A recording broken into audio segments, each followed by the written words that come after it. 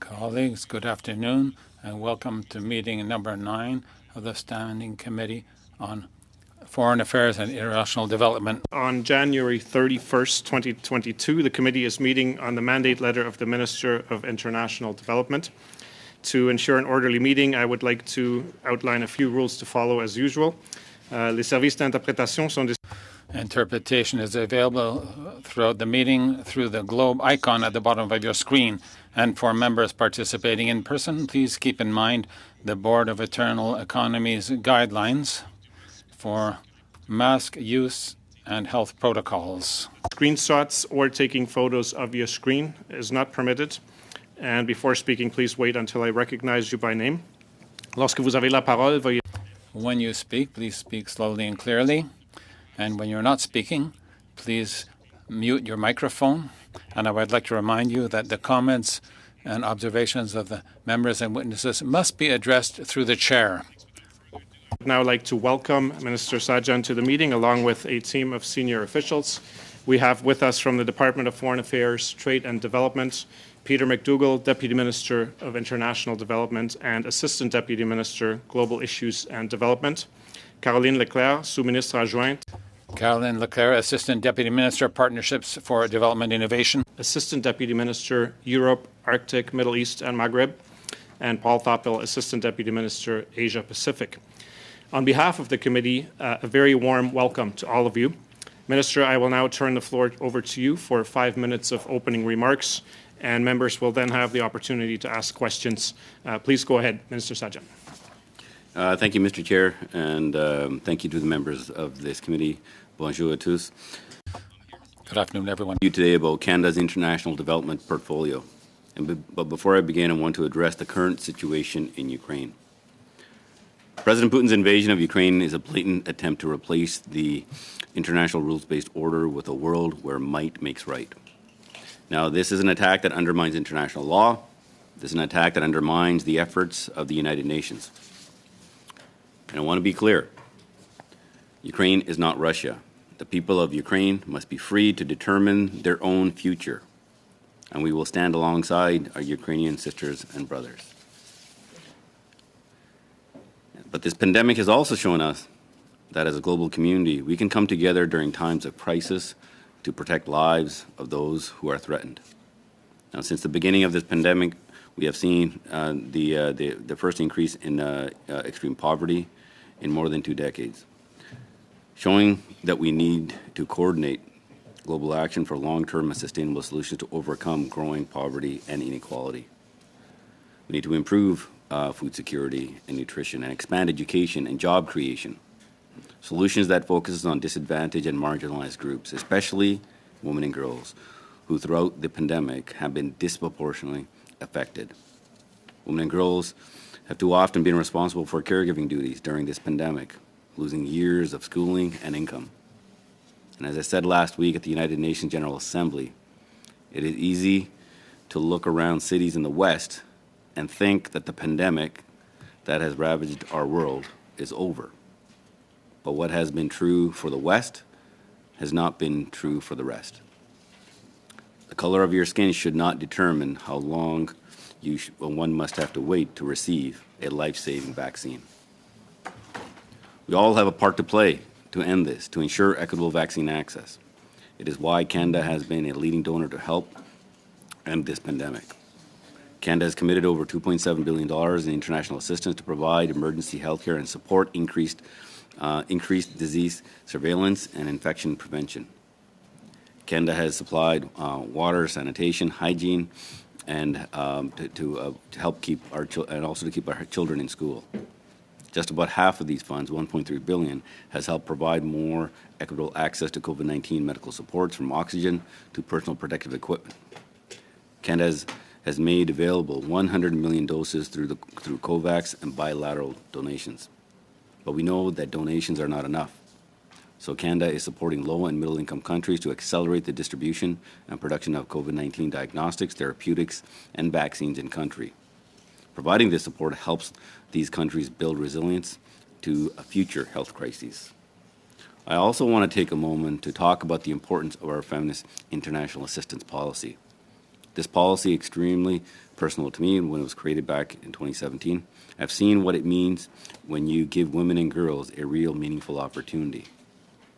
It is the opportunity that my sister received when she came to Canada, and because of this, she became a Harvard graduate eventually, where she started originally going to school sitting underneath a tree. And since we adopted back in our Feminist International policy in 2017, we have increased our investment in initiatives that targeted gender equality by over 600%, from $86 million in 2017 to $610 million in 2020-21. I also would like to take a moment to speak to our ongoing commitment to address the record levels of humanitarian needs across the world.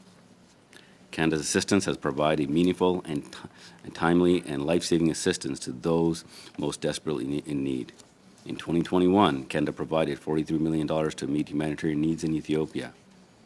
And since August 2021, Canada has allocated $106 million in humanitarian assistance in response to the desperate conditions facing many Afghans. We continue to work with key partners to find sustainable development solutions for Afghans while ensuring that the rights of women and girls are at the heart of everything we do. Mr. Chair and committee members, our government remains committed to building a better world, a world that is more equal, one that's more just, and a world that we all deserve to live in. And through our work, our international assistance efforts, Canada is achieving results, building a more peaceful, inclusive, and prosperous world for all. And I look forward to your questions. Thank you. Merci beaucoup. Thank you very much for your opening statement. And colleagues, we will now begin with our round of questions. And just very briefly, you'll recall that what I've done in the past is when you're down to your last 30 seconds in your questioning time or testimony time, I will signal with this yellow card. It's a very manual, very analog mechanism, but it is proven. I'm advised that after the first hour, the minister will have to leave us, and we will then continue with officials. And for that reason, I will be particularly tight on time during the first hour to make sure that everybody gets their time with the minister in. We will now go to round one, 6-minute allocations, and leading us off this afternoon is Mr. Genuis. Please go ahead. Thank you, Mr. Chair. Thank you, Minister, for being here. But I do want to express my disappointment that you're only here for an hour. The committee has unanimously requested twice that you make yourself available for the full meeting. This is a critical file at a critical time, and your predecessor, Minister Gould, was always available. Are you willing to stay for an extra hour in accordance with the unanimous request of this committee? Regrettably, I do have a very important meeting I need to attend to, but as I've spoken to you personally and many others, I will make myself available to you in other opportunities as best as possible to making sure that answer your questions in other ways and concerns as well. Okay. Minister, in the future, I hope that you, next time you come to the committee, it would be for a 2-hour time slot. And maybe we could even give you more opening statement time in the process. I want to ask about the situation in Ukraine. Canada announced a donation matching program with the Canadian Red Cross.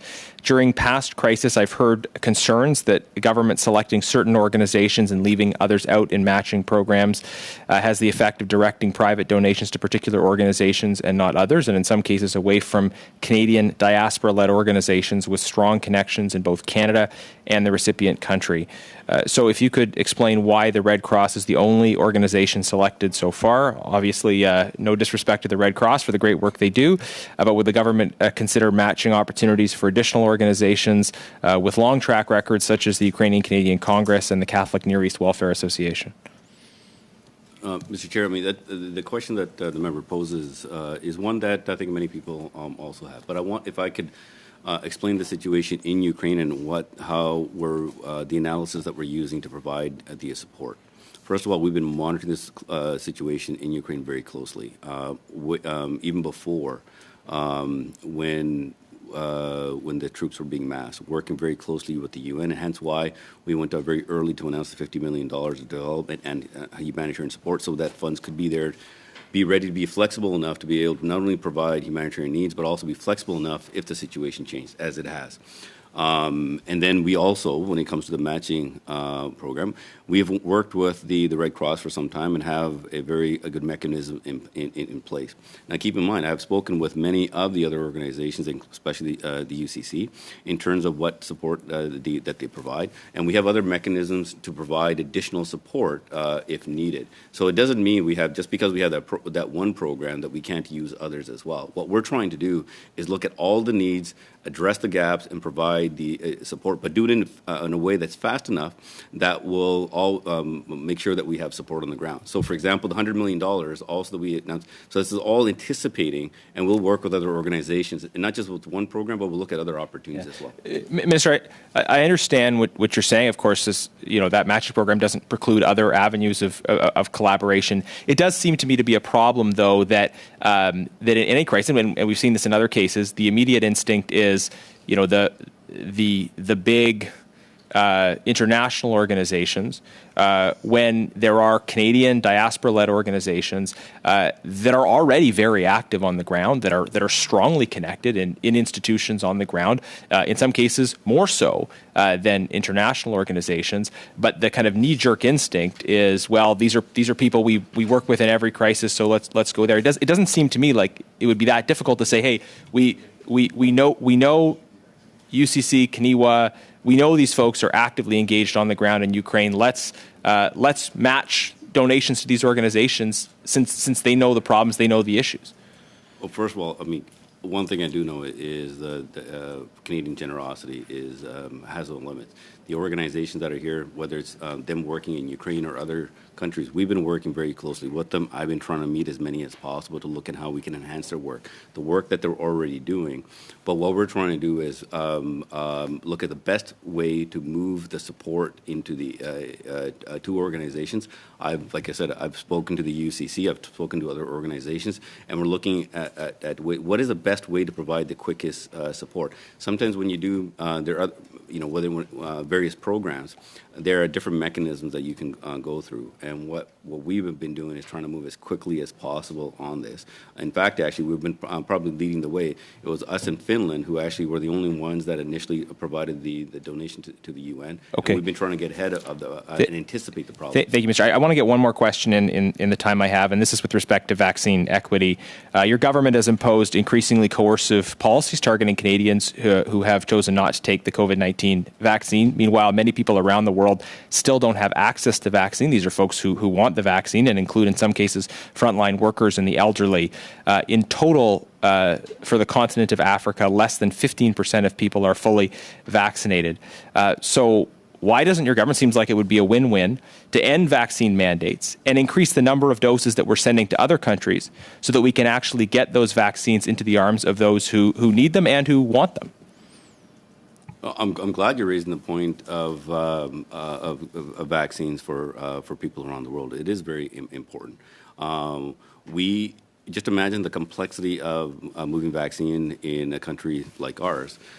We have to, work with and listen to the countries that we're trying to help. So we're looking at it not only from vaccine, the number of vaccines, the therapeutics. We need to look at their health system, what can be absorbed. So we are working with many different organizations to move this quickly as possible with one important point. We will do it in a way that's respectful to them and their needs. Minister, thank you very much. Mr. Genuis, that's your time for this round. Thank you. We'll go straight to Mr. Isasi for 6 minutes, please. Thank you, Mr. Chair, and thank you, Minister, for appearing before our committee today. I certainly recognize how incredibly busy you are on a number of different fronts, so we're grateful that you made time to be with us. Now, last week you were in New York at the United Nations for the Appeals Conference. Given what we have been witnessing over the course of the past week, as you can imagine, Canadians are very much concerned about developments in Ukraine, and they fully expect that we will be a large part of the coordinated response to the humanitarian disaster unfolding there. Could you share with us what Canada is doing insofar as humanitarian assistance is concerned to Ukraine? No, thank you very much for the question. And Chair, what I want to state here is that because of the tremendous relationships that we've had with the diaspora community, we have a good knowledge base of what is going on. This allows us to make sure that our humanitarian support gets to the right people, but more importantly, we try and anticipate. As I stated, we were one of the first nations, alongside with actually only two nations, to provide support, humanitarian support, to the United Nations early on and other organizations, and to provide flexible funding. So if the situation change, they can adjust on the ground. That's exactly what's happening right now. Plus, we knew that the Canadian generosity was going to be there, so the matching fund, and we have flexibility to do more. Then the big appeal, when I was at the UN, spoke with Martin Griffiths, who's in charge of OCHA, and to discuss what the next steps were. So the appeals, we moved very quickly to announce our $100 million Canadian for support. What we were also doing is coordinating our support with USAID. So I had long discussions with Administrator Samantha Powers. She has sent a team, and so have we, to help coordinate our response, but also make sure that we coordinate our response with the EU, who are actually leading the coordination piece there. And we know that there's a particular focus on Poland, but we also know that other nations are seeing different needs. So we're trying to get that better sense and be flexible as possible. And at times of crisis, what we want to do is move the resources and the funds to the right places so they can have the flexibility to respond very quickly on the ground. Thank you. Thank you very much for that. Now, as you have suggested, I suspect that you will remain very much focused on developments in the Ukraine. Would that be fair to say? And are we in all likelihood to hear of more announcements to come as we attempt to address developments in Ukraine? We are monitoring the situation extremely closely. In the briefing that I had today, one from the intelligence side, but also from our humanitarian side, the numbers of refugees that are going to different cities, monitoring exactly the numbers, which cities they're going to. The UN are also making adjustments as well. The Putin regime is also making extremely difficult for the work, so we are asking for humanitarian access, making sure that it gets to the right areas. So it's been a daily adjustment. And what we'll do is we want to anticipate the need so that the funds can be ready and available to the agencies that provide it. Plus, we also know there's tremendous generosity by Canadians and companies as well, and we're looking at ways how we can galvanize that support as well. Thank you. Now, you've been very, very articulate insofar as the challenges arising from COVID are concerned, how various countries should step up their efforts. Given that you have been squarely focused on this issue and that Canada is assisting through multilateral fora as well as on a bilateral basis, how do you think we compare as a country to other ones insofar as assistance to other countries is concerned?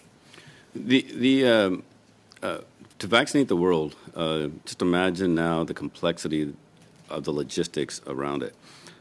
One thing like I said, I want to stress, and something that from a Canadian perspective we are taking very seriously, we rather than create a plan for the country, we want to be able to hear what their needs are. And they've got some tremendous ability, but we also know they have their challenges as well. So we want to figure out what their absorption capacity is, what those needs are. In some countries, vaccines is not the issue. It's actually getting vaccines into arms is. In some cases, we need to get the supply. So what we're doing, coordinating our efforts with Gavi, USAID, and many others, look at where do we have existing programs where we can provide support and leverage it. Look at where we have the best knowledge. From that, listening to them, look at how we can best provide. And for us, the best method to provide vaccines is actually through COVAX, so that it can be a coordinated response to making sure that the vaccines arrive at the time that the country needs it. So that's extremely important, and making sure that we provide the right resources moving forward. Plus, I want to look at is how can we, as we do this, reinforce and build the health systems within those countries as we provide the support for vaccine rollout. Thank you very much. I think I'm almost out of time. Thank you, Minister. Merci beaucoup, Monsieur Sassi. Merci. Thank you very much, Mr. Sassi. Thank you, Minister. Mr. Bergeron, hello, and you have 6 minutes. Thank you, Chair. Thank you, Minister, for being with us. We really appreciate you being with us today. And we would have liked to have us longer than that, longer than just 1 hour. It's so pleasant, but I hope we'll be able to do this again. And as you said, we'll have other opportunities to discuss these issues of mutual concern to us.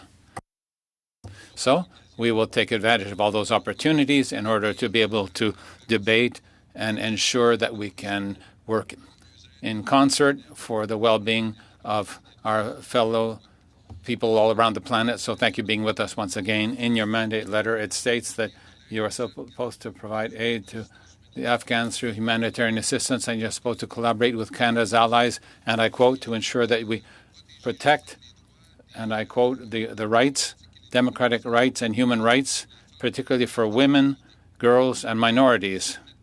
However, you are no doubt aware that one of the issues experienced by Canadian organizations right now that deal in Afghanistan is the concern of criminal code prosecution, because the Afghan government is a government which is considered under Canadian law as a terrorist organization.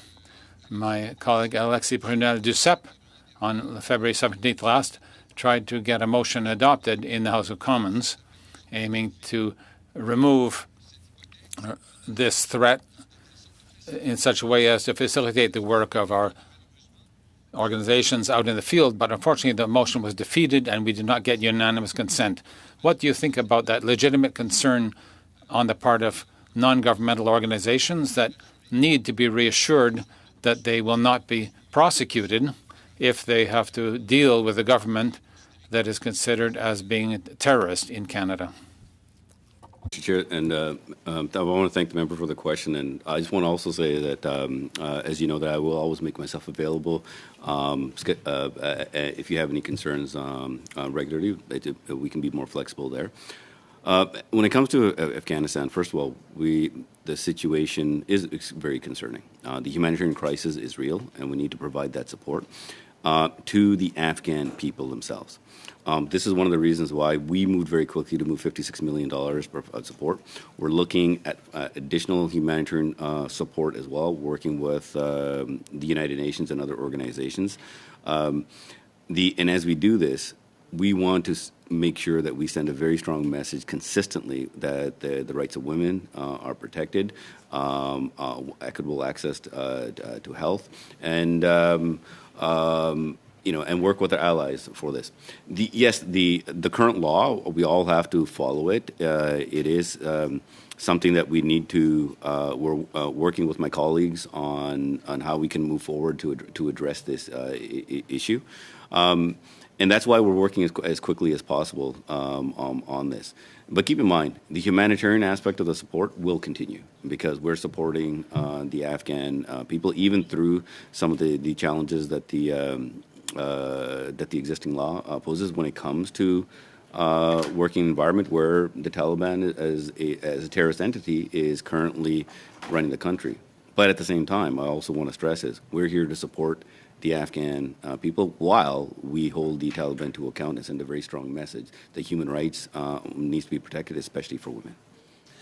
Monsieur le Ministre, Minister, I appreciate your answer, but the matter of fact is that right now in Afghanistan, as in Ukraine, we don't have any agency on the ground to enable us to keep track. The same thing for Tigray, to keep track of humanitarian aid. So we need to rely on non-governmental organizations quite frequently. But in the case of Afghanistan, there's a particular situation because Canadian organizations are afraid of doing their work in Afghanistan because they're afraid that when they come back, that they'll be prosecuted under the criminal code because I'll have had to deal with local authorities who are considered in Canada as being illegal. So I know that you're aware of this issue, but I can hardly tell you how important it is for us to find a solution to support these organizations in providing humanitarian assistance on the ground in Afghanistan, because we know how deeply the Afghans need that assistance, and we need to find some way to get it to them. And as you will note, Mr. Chair, that I raised the aspect about Tigray or Ukraine, where we face the same situation, where we don't have one on the ground to ensure that the assistance is brought through. How do we keep track of, or how do we trace the assistance that is provided by Canada to ensure that it actually gets into the hands of those people who really need it? As recently as just before this session, Mr. Chair, I gave an interview and the journalist said, we're going through Poland in order to bring in Canadian assistance and military support to Ukraine. But beyond the border, we have no control. So what can we do to make sure that the aid gets through? No, that is a very, we are seized with this. This is why that anticipation of the situation was very important, and we worked with the United Nations very early on to see, looking at scenarios if this was to happen. This is why now the United Nations, first of all, they have stockpiled 3 months' worth of supplies very early on, and now they're adjusting their support within Ukraine of where those supplies depots are. It is creating the invasion and the atrocities is causing a problem because safety of the people. However, the United Nations have not left, and they're continuing to work. And we've been working. This is where that coordination effort is very important, which we'll continue to do. Merci beaucoup, Monsieur Bergeron. Thank you, Mr. Bergeron. And I will now turn the floor over to Ms. Idlout. Welcome to the committee. It's great to have you. The floor is yours for 6 minutes. Please go ahead. I'm here in place of a Member of Parliament, my colleague Heather McPherson, who is currently in the Ukraine. So I'm not as familiar with this area as I'd like to be, but I think naturally we're all very interested in what's going on with the Ukraine and specifically with the women there. So I just have 3 very quick questions. The first one being, can you please confirm the status of funding for the Ukraine Women's Fund in Kiev? I just want to say that all the funding that we provide, the work that we do, always goes through our feminine international assistance policy, making sure that we look at, regardless of the situation, on how it impacts women. I'll let the Assistant Deputy Minister to get ready to provide the details of it. I'll give you an example. There is a concern right now because, as you know, majority of the men are staying to fight, and the women and children, especially the elderly and young children, are moving to the border. So the department is working on how we can assist with making sure that not only the support is going to be provided, the protection of women, but also making sure that if there's organizations specialized for these type of situations. The bigger concern also are the women who are actually inside Ukraine. And this is where, depending on the situation, will be far more problematic. But the United Nations is on the ground, and we are working through them, but also the local organizations. Depending on the severity of the fighting, the connection or the disconnection can occur with them. That's why we're working through them, and the plan that we had in place is we'll continue to focus on this. So anything that we do always goes through our feminine international assistance lens. And Peter, if you want to provide any more details on that. Thank you. Mr. Chair, actually, I'll pass to my colleague who's responsible for Europe and the Middle East, Sandra McArdle. Thank you, Mr. Chair. So what I can confirm is for the non-governmental organizations on the ground in Ukraine, we set out weeks ago to ensure that they had the flexibility to pivot their programming, both on priorities and geographic area, given the fluidity of what was taking place on the ground. Specifically on the Ukraine Women's Funds, they are still active, but they have moved into areas where they can work, which are safe for them to work. And so a part of that is they've given the funding to communities, but given them more flexibility to be able to use it. So I guess what I can say is that they're there. They're needing to adjust to the changing circumstances on the ground, but they have flexibility and they're still responding to the needs of women. Thank you. What kind of increases can we expect to see in Canada's aid budget to give the Feminist International Assistance Policy the funding it needs to succeed? This is one. It's in my mandate letter that the Prime Minister has given me, and he also included in his in the throne speech of our governments to increase our international development funding. I am very proud to say that the work that has started is having a significant impact. Sorry, can you describe what kind of increases we can expect? So we will.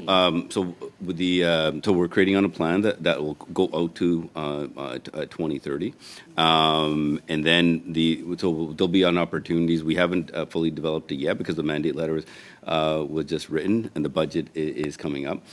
So over time, we will. The plan is to increase how we do it. That is going to be also equally important.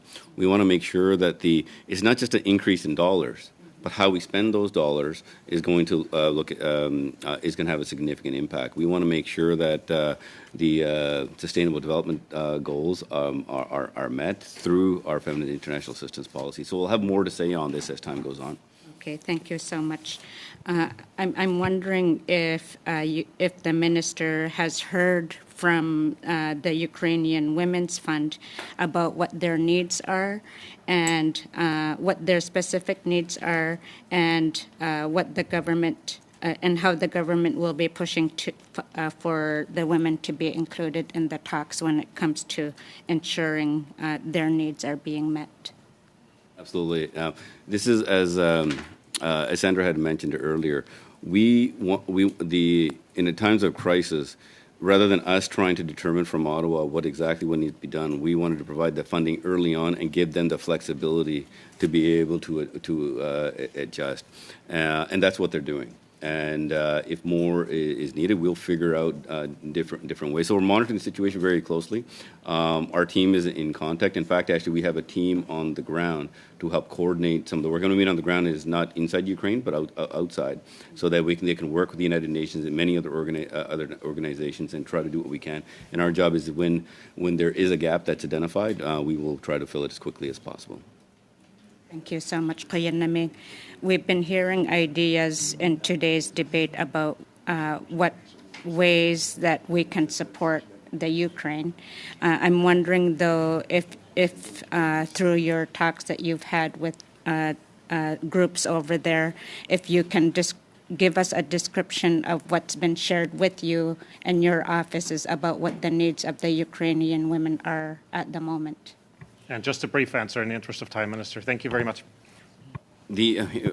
First of all, the necessities of life is extremely important for everything from making sure they get the food, medicine, but we also have programs in place for, imagine the atrocities that the people are witnessing, making sure that they have the mental health support as well.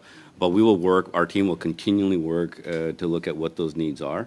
And keep in mind, the organizations on the ground are the ones who will get those details, and we will then move as quickly as possible to provide the support. That's why the $100 million was very important to provide that flexibility. Ms. Idlow, thank you very much. Minister, thank you. We will now go to our second round of questions. The first allocation is a 5-minute one, goes back to Mr. Genuis. Please go ahead. Thank you, Mr. Chair. I wanted to pick up, Minister, on the discussion about the Feminist International Assistance Policy. And from my perspective, one of the critical aspects of this needs to be addressing sexual violence. And in particular, as part of our engagement and development, confronting instances where international organizations, potential partners or recipients of assistance from Canada, haven't taken these issues seriously enough. There's potential, obviously, for significant power imbalances in those situations, not unlike what could exist in the military, and we've seen some of that, sadly, here in Canada. So I'll start with a question about UNRWA. In 2019, a confidential report from the UN Ethics Office was leaked to the Associated Press. The report identified serious sexual misconduct allegations against managers at UNRWA. And at the time, this UN agency promised to review these so-called management-related matters, their words, and report back. There hasn't been any news since on the status of the report. It's been 3 years. This is a recipient of Canadian Development Assistance. Could you update us on the status of that review happening at UNRWA? So first of all, just to your first question regarding the challenges that we face around the world, this is a challenge around the world, and we've seen the challenges within here in Canada. From my own personal background, being from a very small village, seeing it firsthand through my mom and some of the challenges that they had to go through, because my dad was here. She had to, raise her kids, going outside to get water when you don't have water in the house. So those are things that my family is particularly attuned to. With respect to the report itself, I'm not aware of this report, so I'll ask Peter if you have any further information on this. Again, I'll turn to my colleague for the Middle East, Sandra, that report. I believe it did report out, but I'll let her fill in the details. Yes, thanks very much. So look, we've been working very closely with UNRWA on a number of issues to improve and strengthen their management. That report is certainly something that they're going to need to act on. At the time, there were changes that took place in the management structure, and there were codes of behavior that were put in place at the time. There's as you'll recall, a change in management in UNRWA following that report. I'm happy to provide more details on that if that would be valuable to you, Chair. Were individuals held accountable for their actions, specifically pertaining to sexual misconduct? UNRWA undertook an investigation and established afterwards appropriate measures in response to the result of that report. But were individuals held accountable? If you don't know, you can report back later to the committee. But if the answer is no, then I'd just like to hear that outright. Were individuals held accountable for actions related to sexual misconduct? UNRWA undertook a review regarding specific individuals. I'll need to get back to the committee. I know that there were consequences. I can provide details at a later. Thank you very much. Back to the Minister. With respect to the World Health Organization, over 40 women from the DRC have come forward to speak about sexual exploitation they experienced from representatives of the World Health Organization during the Ebola crisis. This was during the 2018 to 2020 period. What actions have you taken to hold the WHO accountable for this and to ensure that the same things are not happening in the context of the COVID crisis? Thank you very much for the question. In fact, actually, my first meeting with Dr. Tedros, I raised this issue with him. We know that this is a much wider issue as well, but I wanted to raise it particularly with him because their organization plays a very important role in building confidence in organizations. That confidence is important for the work that they do. He assured me that that action has been taken, and as we continue our work and the opportunities come to travel into this area, this is something that I will continue to raise. I don't doubt that he would have professed to you that action had been taken. Are you able to advise the committee what action was taken, whether individuals were held accountable for abuses that were perpetrated? This is over 40 women coming forward, so I assume that it would have been possible to identify perpetrators and specifically hold them accountable for actions that were taken. In fact, this is one of the things that we are going to be following up on, and we talked about that. So when we go to visit... Just to clarify, you're still planning on following up on that? I had the first meeting with him by virtual with him. Of course, I have to follow up on it. Rather than just having that meeting, I want to take further action on what was discussed. It's difficult sometimes in a 20-minute meeting to have that follow-up. Minister, I'm almost out of time, but I just would say, could you report? Your question, yeah, right? but I'm just saying, let me just say, could you please share further information with the committee in writing on this, because we'd like to hear what that follow-up is. So would you be able to provide further information to the committee in writing? I'm just out of time. It's 5 minutes. So Absolutely, we'll follow up in this and get the information for you. And what Thank you. Thank you very much, Mr. Genuis. Thank you, Minister. Mr. Sarai, please, for 5 minutes. Thank you, Chair. Thank you, Minister Sajjan. Minister Sajjan, in Ukraine, the situation is pretty dire. There's refugees, their own refugees that are fleeing, and particularly women and children. There's also thousands of international students that are studying there from India, from Africa, from Latin America. There have been reports from various news stories and Khal Said and others that a lot of those students are being discriminated against when they're trying to cross to Poland. Have you been able to talk to your counterparts either at UNHCR or with the Ukrainian officials to make sure that they get some safe passage? I'm glad you raised that. In fact, actually, we spoke about it with the Deputy UNHCR just yesterday.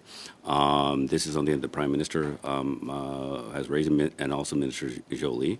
I'll be sending a much stronger message once I have the opportunity to go into the region. And we have been assured that steps are being taken, but it is very concerning what is taking place, and we need to treat everybody equally. Thank you, Minister. Minister, you're a decorated soldier. You've had 2 missions to Afghanistan, and you've been actually directly on the ground in Afghanistan, and probably discussed firsthand with Afghans direly that need support.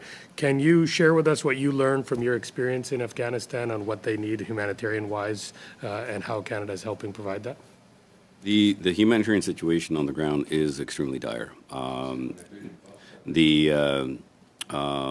Everything from food security is a significant issue. I have spoken with David Beasley from the World Food Program about this. He has actually visited on the ground. He is actually getting more access into areas where he wasn't able to get before. He was appreciative of Canada's quick response to provide the $56 million. We are looking at other avenues of earlier support that was going to Afghanistan, obviously, which we will be adjusting that towards humanitarian support. So, but as we do this, we want to make sure that we still send a very strong message of human rights, especially for women and girls. Thank you. Minister, the pandemic has shown that as a global community, we must come together in a difficult time, and color of our skin and should not determine how long you must wait to receive a life-saving vaccine. Can you tell this committee how Canada is leading the fight on COVID-19 abroad, particularly in Africa, Latin America, and other places where the percentage isn't as high yet as in North America? Thanks. And so we're currently we're co-chairs with Indonesia and Ethiopia on I forget the name of the organization, but it represents 92 nations, so that we can come together, listen to what those concerns are. Far too often, what I've sometimes see is we want to help. But we want to help. Sometimes we do it in our own way. But Canada has been very different, I would say. It's because we have a very diverse community. We have a better understanding. It doesn't mean that we get it right. The developing world has seen vaccine inequity, and it's something that needs to be addressed. So as we look at now vaccinating the world, working with our partners, what we want to do is look at what, if something was to happen again, how can this be done equitably? So this is one of the reasons why we have invested in South Africa, where they're looking at creating a hub.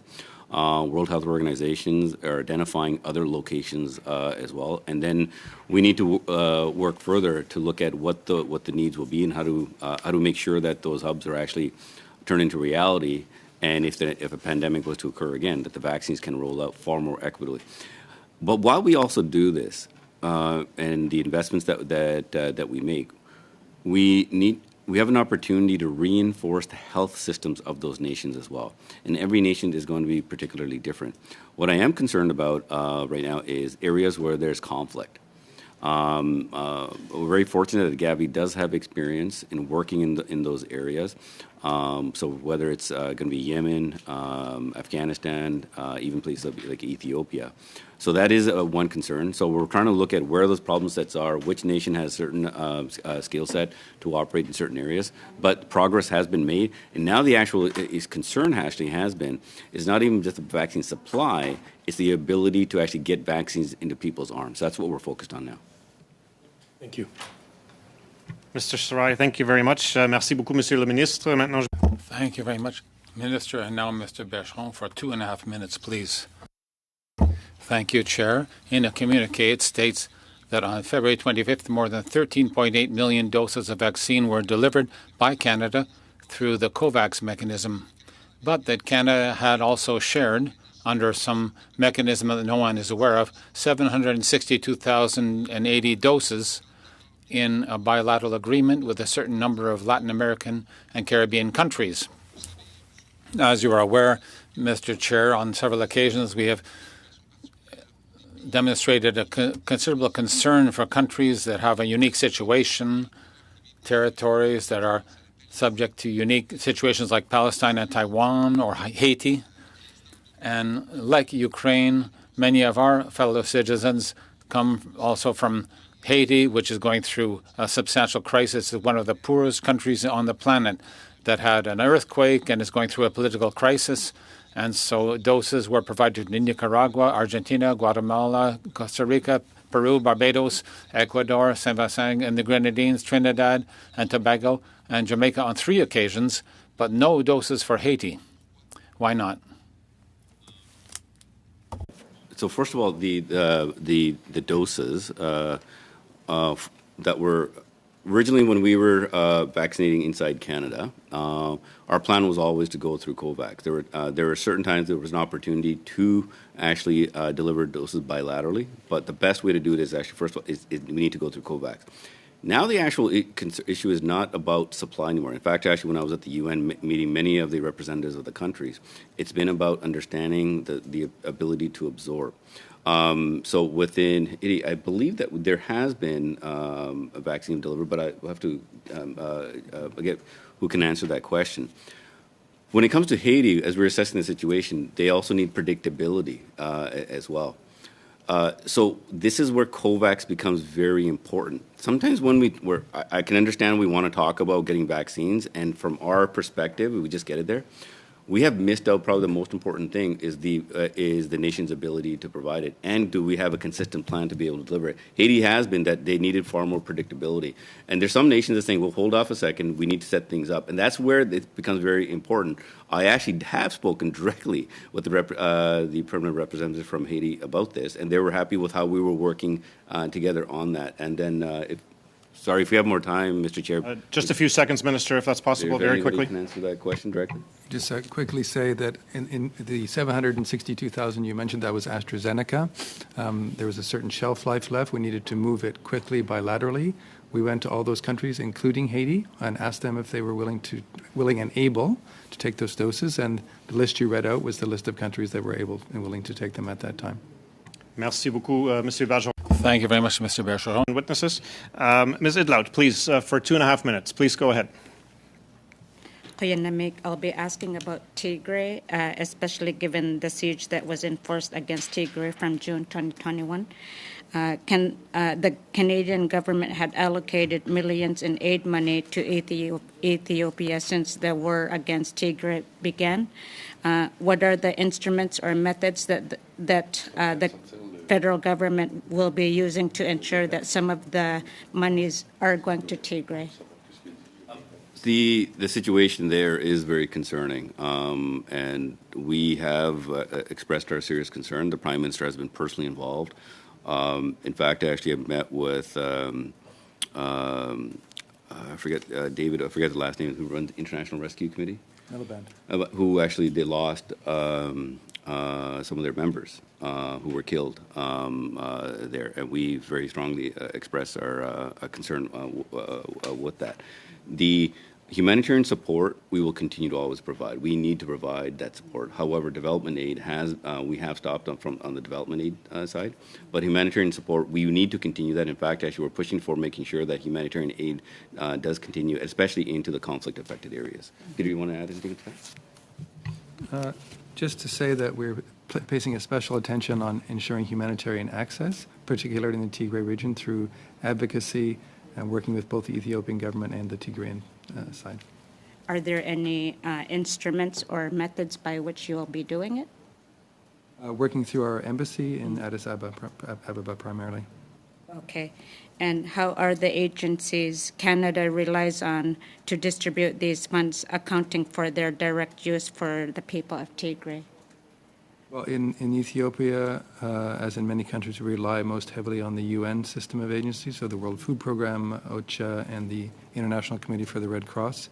We have long-standing relationships. They're credible, trusted partners, and they report back to us and all donors on the use of our funds. Okay, thank you. That's it. Thank you very much, Ms. Edloud, and thank you to our witnesses. Mr. Morantz, please, for 5 minutes. Thank you, Mr. Chair. Thank you, Minister, for being here, and it's been a very interesting discussion. What I wanted to talk to you about was the broader role that charities can play in assisting your efforts in international development and assistance.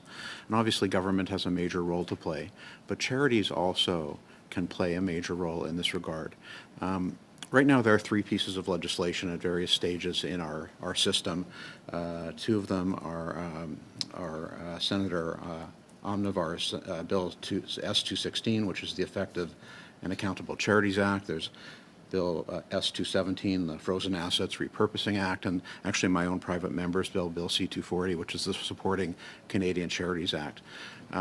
There's really no home in government for charities.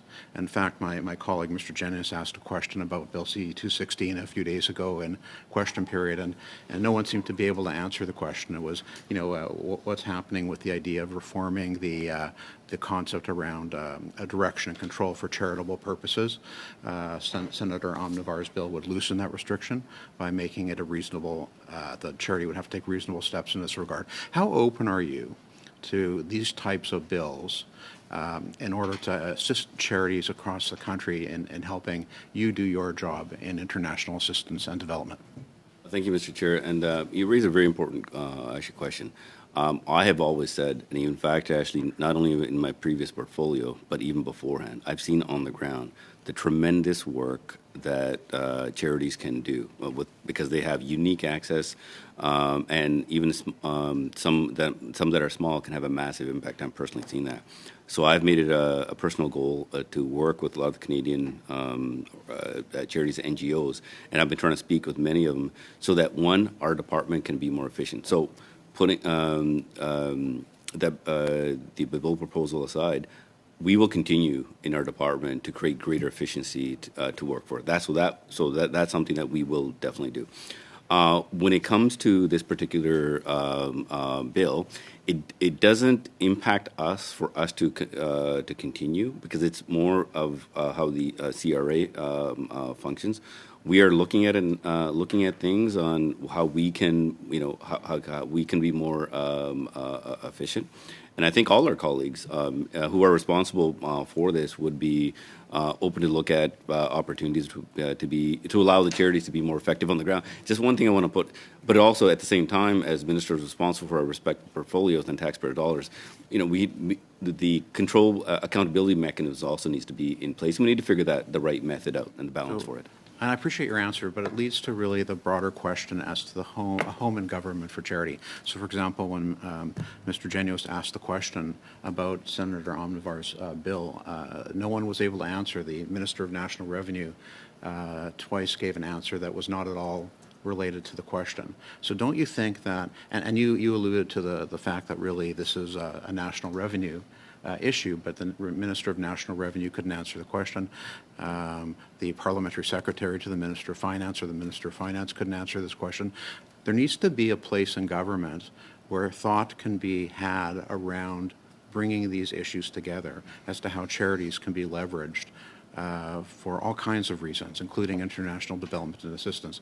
Wouldn't you agree with that with that premise? In fact, actually, I want to figure out new ways in how we can work with charities and provide greater efficiencies. The mechanism that we use in the department, and I have already spoken with our leadership about this, to look at how we can be more efficient. In fact, actually, like I said, even without the bill, we're going to try to find efficiencies. And just to let you know, after that question, our teams have been working and discussing with the departments on this topic, and we will provide our input into it. Well, that's. I'm glad you mentioned that because when Minister Gould, your predecessor, was here last April, which is almost a year ago, she said that. She said that she's engaging with civil society partners here in Canada to better understand their concerns and has been liaising with the Department of Finance on the issue. Are you doing the same thing? Because it's a year since that statement was made. And these bills, particularly S216, would provide a valuable reform to charitable purposes that would make it much easier for charities to provide international assistance. This is one of the reasons, actually, when I took over this portfolio, I have spoken to Minister Gould about this. In fact, I still stay in touch with her on certain topics that obviously they may not have the detailed knowledge on. And this is one thing that we did look at, and we will continue to look at it. And I'm always open to look at opportunities, and we'll work with the other departments on this, because I completely agree with you. We do need to find, if there's opportunities where we can help our charities be more effective, we should take it up. But we also need to be mindful of making sure the accountability is also there, and making sure that we have the proper impact on the ground. And I'll close with this, if you don't mind. I've always said that our civil society charities are a powerhouse for making change and preventing conflict. Sometimes it requires us to coordinate some of that work, and I can assure you the department is actually seized with this, because when I came in, they're the one that already had these relationships built, and we need to figure out how we can work better together. Sometimes there's one organization has a skill set doing one thing, another could have a skill set doing something else, but how can they work together in a certain area and be even more effective? Mr. Morantz, thank you very much, Minister. Thank you. Madame Bandayan, s'il vous plaît, pour 5 minutes.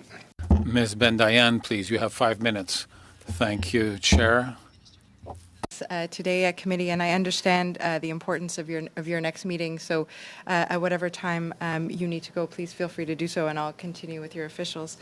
It is my understanding that a few days ago, UNICEF indicated that there were access issues on the ground, making it difficult to deliver critical supplies and services to Ukrainians.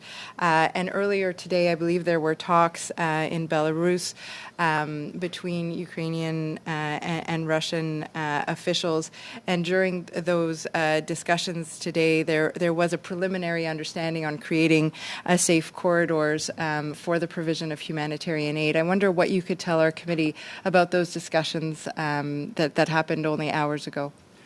So I was just informed about those discussions. It is hopeful with strong optimism that stays true. This will really depend on the Putin regime and their military leadership to allow this to happen. We are very concerned with humanitarian access. We had to organizations had to make some significant changes.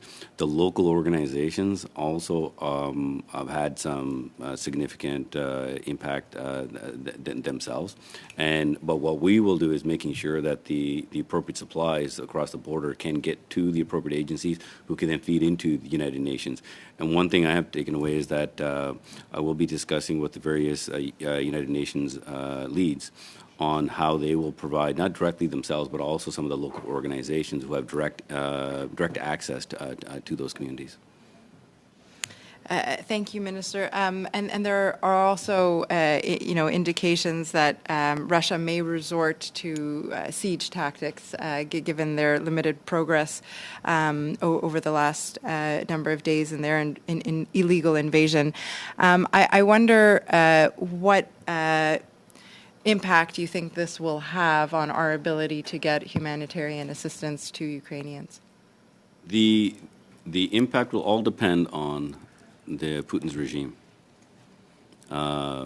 International law clearly states that providing humanitarian support for civilians is something that needs to continue. And we expect President Putin to abide by the international law. Otherwise, we will continue to hold him to account as we are doing and looking at some of the other international crimes that have allegedly been committed. Thank you. I would like to also ask about the announcement that our government made on Monday regarding the $100 million in aid.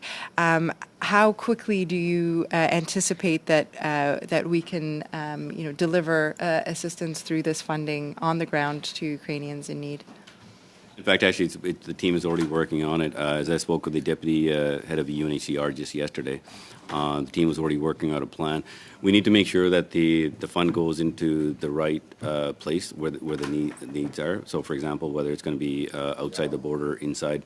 So all that balance will be, our department will take into account. But I also want to say the $100 million is what we provided, but we also anticipated early on with the earlier funding. So that was to making sure that funding will always be there and continue. So as we announce one and they get set up to flow, there's already something flowing. So the goal is to making sure that the support continues to flow and then we continue to fill the gaps as they're identified. Thank you very much, Minister, and I'm happy to let you go to your meeting. Mr. Chair, how much longer do I have? I have 1 minute. Thank you very much. I would like to ask if it's possible to get a little bit more information regarding the work of organizations on the ground in the Ukraine at the moment.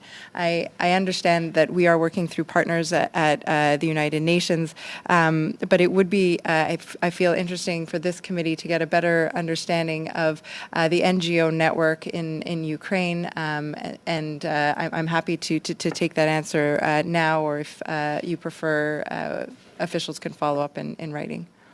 In fact, I'll follow up with you as soon as we get the information. I've spoken to and been in close contact with the UCC, who have access to, and with the different organizations, looking at what those needs are. We've already have the early funding that we provided to those organizations, so they can be flexible as possible. As our Assistant Deputy Minister has already stated, we are still in communication, and we need to make sure that continues, and that's why the humanitarian corridor is going to be very important for this. Indicated its deep thanks to Canada on a number of occasions, as has, of course, Ukrainian parliamentarians on a number of different occasions, as has the President of Ukraine to our Prime Minister. I wonder, Minister, what you're hearing from your counterpart in Ukraine. And just a brief answer, Minister, in the interest of time. Thank you. I just want to say, is in terms of, I had the opportunity to go to President Zelensky's inauguration. In my previous portfolio, I had the opportunity to go many times, and he talked about his kids. And I was told that when the Prime Minister called him, he actually asked about the Prime Minister's kids. And so our hearts are going out to all the children who are affected by this. They can't go to their classrooms. Their playgrounds have turned into battlefields. So we're going to stay focused. And I was just I was speaking at an event with the UNHCR representative. So we're going to work very hard to making sure that Canada is going to be there to provide the right support. And I look forward to getting into the region to look firsthand and coordinate that support as well. Merci beaucoup, Madame Bandayan. Thank you very much, Ms. Bandayan. Our colleagues go to, oui, Monsieur Vachon. Yes, Mr. Vachon, on a point of order. Mr. Bergeron, I would like to mention the presence of the Parliamentary Secretary among us, but the Minister invited us to continue the discussions, and I might have had another discussion, which unfortunately I won't have time to ask. Can the Minister suggest by what mechanism we can continue this discussion more informally? Well, it's always possible to ask for that answer in writing, I believe, Mr. Bergeron. Continue the discussion. I do understand that Minister Sajjan has to leave after this second round, and we will now go to our third round, which is a continuation. President. Okay. Mr. Chair, as I stated, I would I've been very flexible and take opportunities informally to be able to talk to people. This is about, as members of parliament, working together to provide the right information. I'll always do that. Yes, we have an opportunity to come to committee. And and many other members know that I will make... And send me a text message. You got my number. That's how accessible I will be for you, okay? Voilà. Merci beaucoup, I do Monsieur have a very Bergeron. important meeting to get to now. Okay. Thank you very much, Mr. Bergeron. Minister. In the interest of time, we will go straight to our third round of questions, and this is a 5-minute allocation that goes to Mr. Abel Taif. Please go ahead. Well, thank you, Chair, and thanks to the witnesses we have from the department with us. The question was on the corridor that there was sort of an agreement under the talks right now between in Belarus between Ukraine and Russia.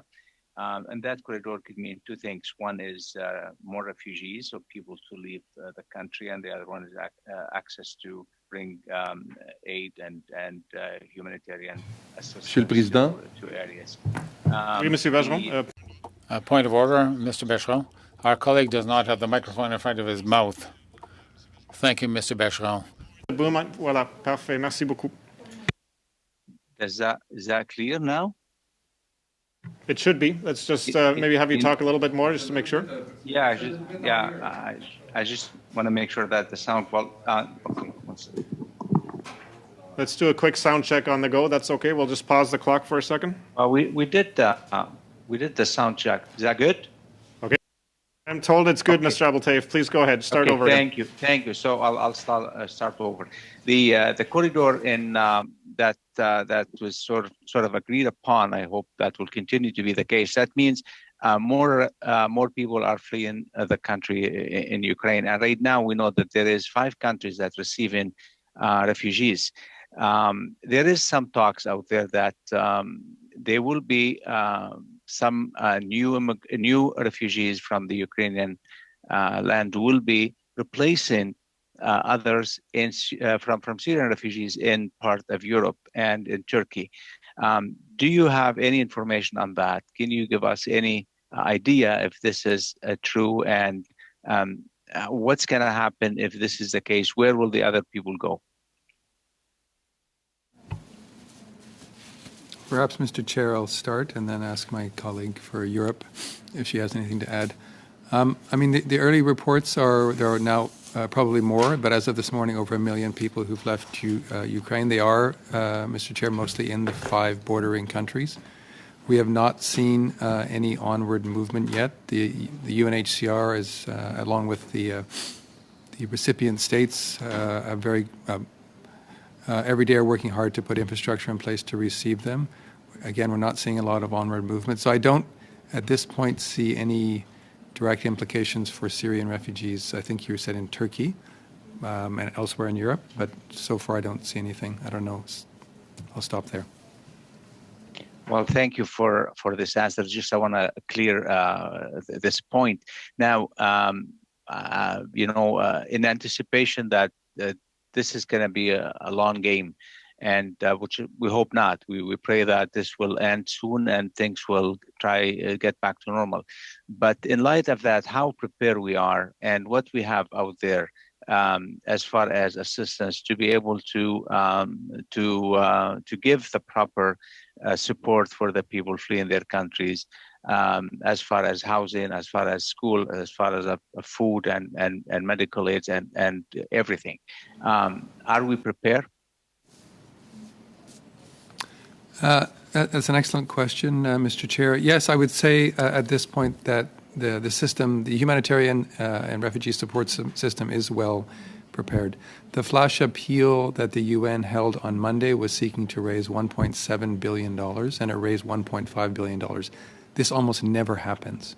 Most humanitarian appeals raise 25, 30, sometimes 40%. This was well above that.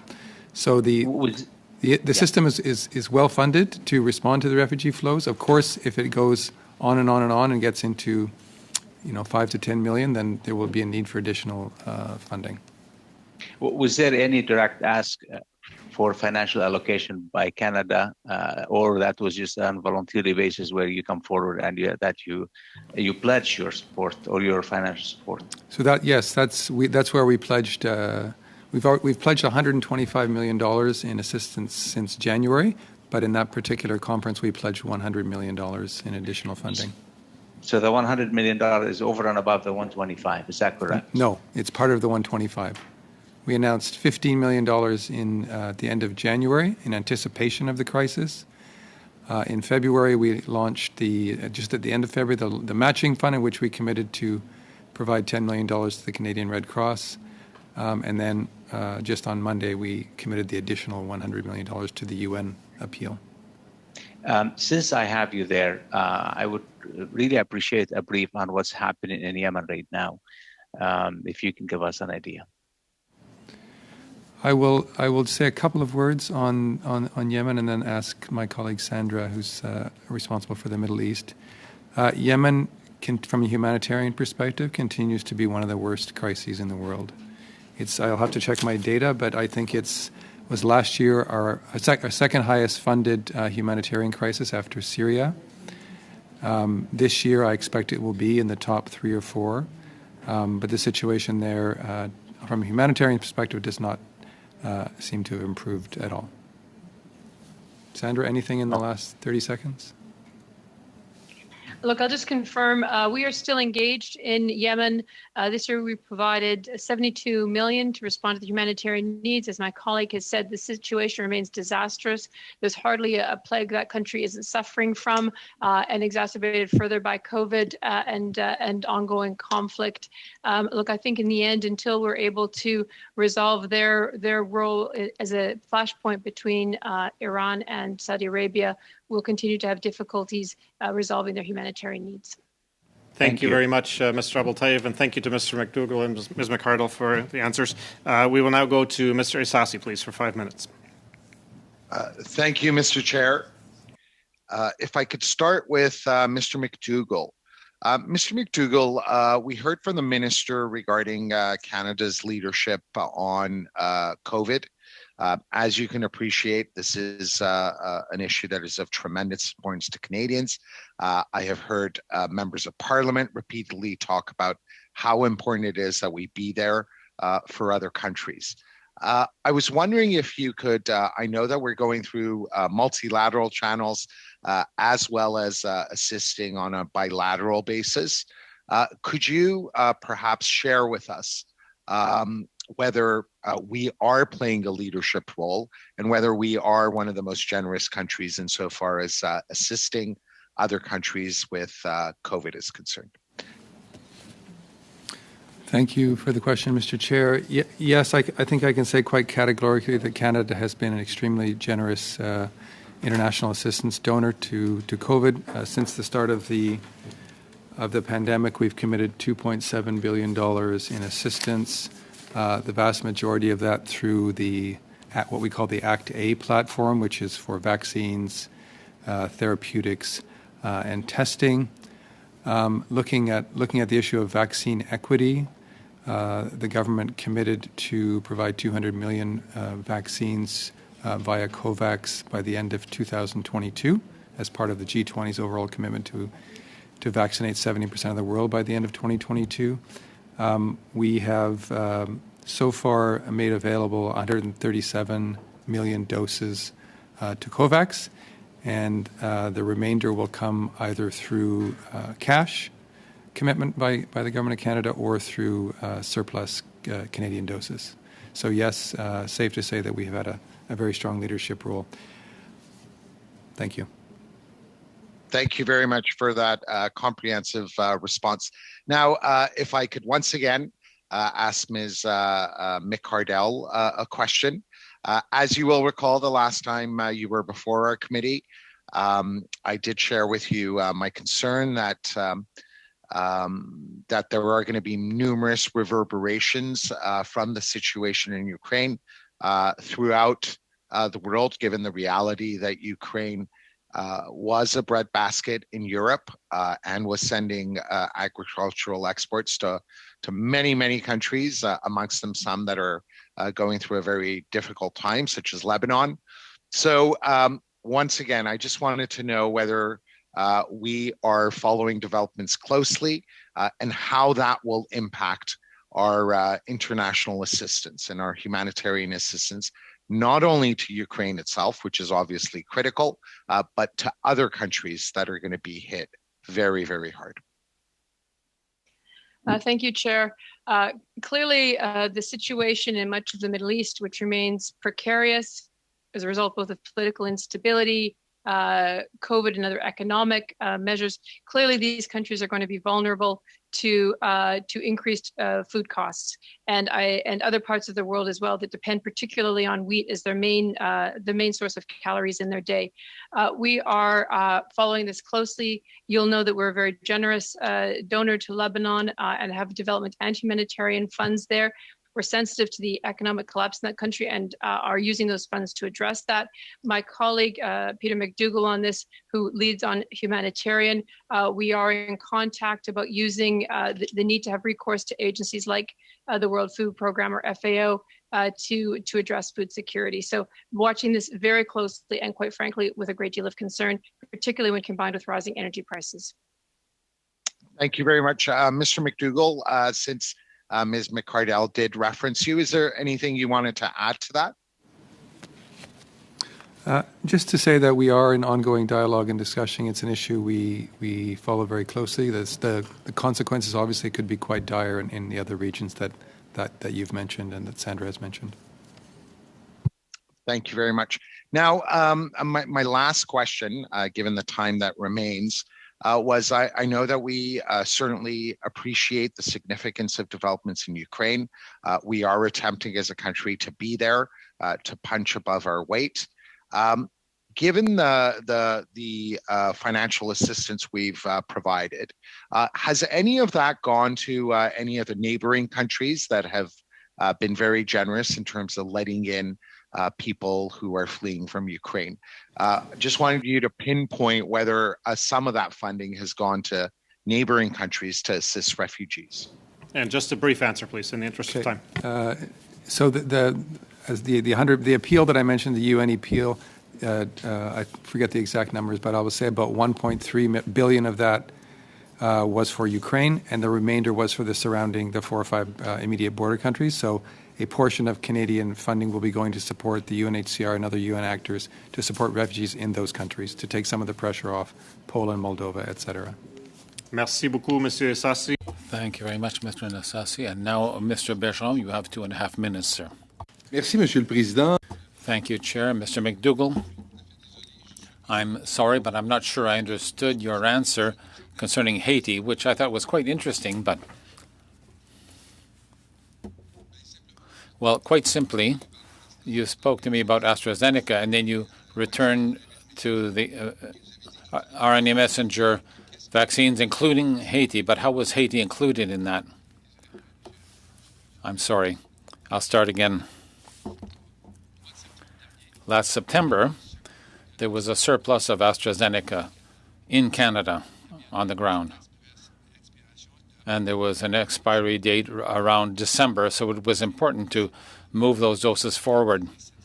There were some 760,000, and we asked the countries that needed the vaccine and that wanted to accept it and that were fairly close, the Caribbean, Latin America, and in that situation, the countries that we noted, I don't have the exact list anymore, those countries accepted Haiti for some reason of a lack of capacity, if I recall, was not in a position at that time to accept those surpluses for AstraZeneca. Yes. Since then, I believe that by means of COVAX,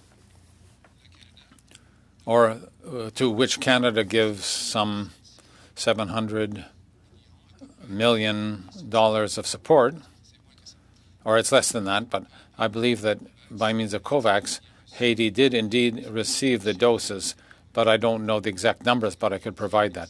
It would be kind of you. I would appreciate that. I also had raised a concern specifically regarding Palestine, which has a hard time, for obvious reasons, in gaining access to the vaccines, and Taiwan also, which is in a similar situation because of pressure from the People's Republic of China. Has anything been done for Palestine and for Taiwan? I will check, but what I believe is that in the case of Palestine and Taiwan, they're entitled to receive doses through COVAX as well. Yes. But you don't know whether they received any. I'm quite sure that they have. Yes. Yes, can you confirm that? With the numbers, yes. It would be very kind of you. I appreciate that. Thank you, Mr. Chair. Thank you, Mr. McDougall. Mr. Bergeron, your time is up. I'm sure you'll have an opportunity to follow up in the next round. Have I finished my 6 minutes? No, it was 2.5 minutes in the third round. It's like the second, third, fourth round. It's always the same. It's always 2.5 minutes. Yes, but we have a new panel. No, it's the same witnesses. If we change panels, yes. Then we start with 6 minutes for the first round. But if it's the same witnesses, it's the same rounds of 2.5 minutes. It's negotiated through the whips, and I have to follow that. I have no choice. I thought we were in a new set of dynamics. No, it's the same witnesses on the same topic. In order to have a new panel, then the witnesses have to be added and not have one that leaves. That's right. So when one witness leaves, there's the same panel. But if a witness is added, it's a new panel. All that was negotiated by the chief whips. You will have an opportunity to follow up in the next round of 2.5 minutes. I'm going to ask right away, Chair, that we're going to argue to have 2 different panels during the 2 hours. For the minister, it's the same. Apart from the minister, it's the same panel. But there are occasions when we have different witnesses. Thank you very much. Thank you. Ms. Idlout, please, for 2.5 minutes. Sorry, thank you. Since the enactment of the siege, access to medical aid had stopped in Tigray. According to Doctors Without Borders, 87% of Tigray's healthcare facilities have been destroyed by Ethiopian Amhara and Eritrean forces. These medical centers were built over the last 30 years as a result of the previous government's development agenda and support from the international community. How will Canada contribute to rebuilding these facilities and ensuring that people from Tigray are receiving access to medical aid? I would just reiterate our ongoing concern for the conflict in Ethiopia. We have urged all parties to undertake a ceasefire, to negotiate for a political solution. We have made numerous statements and taken advocacy opportunities for humanitarian access. On the specific issue of the destruction of hospitals and health centers, I expect we would continue to contribute to those, perhaps indirectly, perhaps directly through our development programs, but I'd have to get you more detail on that in writing. Okay, I'd appreciate that for sure. For Heather McPherson, anyway. I'll pivot to a topic that I had asked about earlier, about women. What steps will the Minister of Foreign Affairs' office take to prioritize Canada's feminist foreign policy? So I could speak briefly about that, but that's really more the responsibility of the Minister of Foreign Affairs rather than the Minister of International Development. Certainly, I can say that I think my colleagues will agree with me that we all, in our missions abroad and in all our conduct, apply a feminist foreign policy in all aspects of our diplomacy. And of course, as has been mentioned earlier, in our international assistance programming, we apply a very rigorous approach to ensuring that gender equality, 90% the gender equality is well integrated into all of our projects, development funding and humanitarian assistance. Okay. A completely different question. will the government be formally replying to Amnesty International's recent report on the Israeli-Palestine situation? Have you met or communicated with Amnesty regarding the report? Sorry, Mr. McDougall, just a brief answer, please. And Ms. Loud, you'll have a chance to follow up in the next round as well. I will turn to Sandra McCardle, please. We don't intend to provide a reply to that report. Okay. Thank you very much, Ms. Loud. We will now go to Mr. Chong, please, for 5 minutes. Thank you, Mr. Chair. I'm getting some feedback here. Can you hear me? Yep. Okay. Thank you. I don't know if this information has been made public or if it's available, so I apologize if it has already. But as you know, that there was UN Resolution 1988 that was passed by the United Nations in 2011 that effectively banned dealing with the Taliban. And then more recently in December, late last year in December, UN Resolution 2615 was adopted in order to give an exemption to Resolution 1988, which will allow member states to figure out a way to get humanitarian aid to the Afghan people. And so I'm wondering if you can tell us how you've implemented that here in Canada, like what you've done to provide a pathway for Canadian humanitarian assistance to be provided to the people of Afghanistan, while at the same time ensuring the money doesn't fall into the hands of the Taliban government. Mr. Chair, I'll start. I'll start with a couple of responses, and I'll turn to my colleague who's responsible for Asia Pacific. With respect to humanitarian assistance in Afghanistan, certainly the resolution now permits it. Our greater challenge has been the criminal code issue. And so as a result, we are really, on the humanitarian assistance side, really only working with a very limited number of partners. So predominantly the UN system, so the usual organizations you would know, the World Food Programme, OCHA, the UNHCR, and the International Committee for the Red Cross. And so they are able to give us a couple of things. Number one, they're able to give us assurances that our funding does not directly or indirectly benefit the Taliban. And in some circumstances, they will do that by spending Canadian money outside the country. So I'll give you an example. So the purchase of supplies, food, transport, for example, to buy, say, UNICEF, I forget the exact abbreviation for this, but ready-to-eat kits, those kinds of can be procured outside Afghanistan, so there'd be no benefit accruing to the Taliban. So those are some of the kind of workarounds that they do, but they've committed to us in writing and in our agreements that that they can accomplish this within the confines of the criminal code. And I'll perhaps ask Paul Topol if he'd like to add anything. I have one quick question on Ukraine. So, okay, Mr. Chair, how much time do I have left here? You have about 2 minutes, Mr. Chung. Okay. Perhaps the officials could quickly finish answering the Afghanistan question. A very quick question about Ukraine.